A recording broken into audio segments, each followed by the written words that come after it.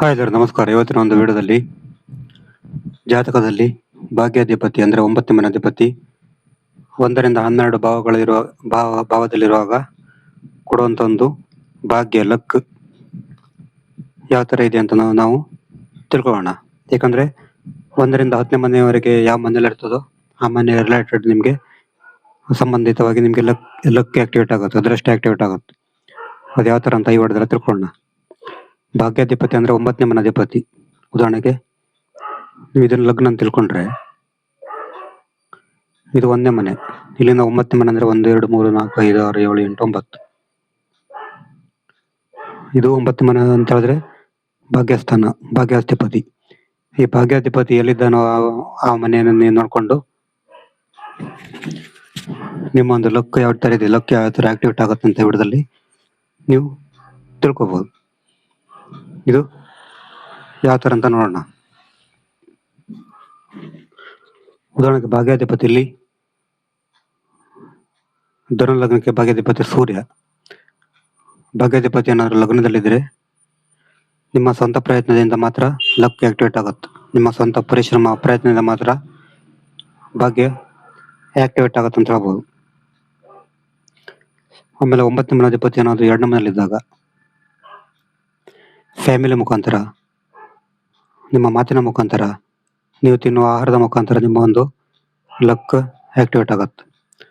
9ನೇ ಮನಾಧಿಪತಿ ಏನಾದ್ರು 3ನೇ ಮನೆಯಲ್ಲಿದ್ದಾಗ ನಿಮಗೆ ಧೈರ್ಯದ ಮೂಲಕ, ಪ್ರಯತ್ನದ ಮೂಲಕ, ಲೇಖನದ ಮೂಲಕ ಮತ್ತು ಸಣ್ಣ ಪುಟ್ಟ ಪ್ರಯಾಣದ ಮೂಲಕ ನಿಮಗೆ ಆಕ್ಟಿವೇಟ್ ಆಗುತ್ತೆ ಲಕ್.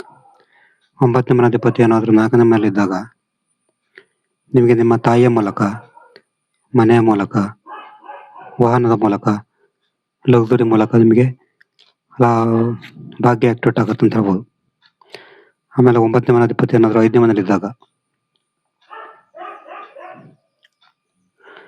5ನೇ ಮನೆಯಲ್ಲಿದ್ದಾಗ ನಿಮಗೆ ಎಜುಕೇಶನ್ ಮೂಲಕ, ಸಂತಾನದ ಮೂಲಕ ಮತ್ತೆ ಶೇರ್ ಮಾರ್ಕೆಟ್ನಿಂದ ನಿಮಗೆ ಲಕ್ ಆಕ್ಟಿವೇಟ್ ಆಗ್ಬೋದು. 9ನೇ ಮನಾಧಿಪತಿ ಏನಾದ್ರು 6ನೇ ಮನೆಯಲ್ಲಿದ್ದಾಗ ನಿಮಗೆ ಶತ್ರುಗಳ ಮೂಲಕ, ಸಾಲದ ಮೂಲಕ, ನಿಮ್ಮ ಒಂದು ಕೆಲಸದ ಮೂಲಕ ನಿಮ್ಮ ಲಕ್ ಆಕ್ಟಿವೇಟ್ ಆಗುತ್ತೆ. 9ನೇ ಮನಾಧಿಪತಿ ಏನಾದ್ರು 7ನೇ ಮನೆಯಲ್ಲಿದ್ದಾಗ ನಿಮಗೆ ಮದುವೆ ಮೂಲಕ, ನಿಮ್ಮ ಸಂಗಾತಿಯ ಮೂಲಕ, ಆಮೇಲೆ ನಿಮ್ಮ ಬಿಸ್ನೆಸ್ ಮೂಲಕ, ವ್ಯಾಪಾರದ ಮೂಲಕ ನಿಮಗೆ ಲಕ್ ಆಕ್ಟಿವೇಟ್ ಆಗುತ್ತೆ.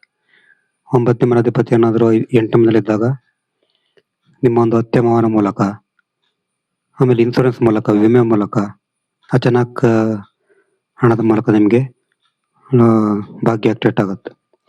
9ನೇ ಮನಾಧಿಪತಿ 9ನೇ ಮನೆಯಲ್ಲಿ ಇದ್ದಾಗ ಅದು ತುಂಬಾ ಭಾಗ್ಯಶಾಲಿ, ತುಂಬಾ ಒಂದು ಮಹಾಭಾಗ್ಯ ಯೋಗ ಅಂತ ಹೇಳ್ತಾರೆ. ತುಂಬಾ ಒಂದು ಲಕ್ಕಿ ಆಗಿರ್ತಾರೆ ಅವರು. ತಂದೆಯ ಮೂಲಕ, ಧರ್ಮದ ಮೂಲಕ, ಧಾರ್ಮಿಕತೆ ಮೂಲಕ ನಿಮ್ಗೆ ಲಕ್ ಆಕ್ಟಿವೇಟ್ ಆಗ್ಬೋದು.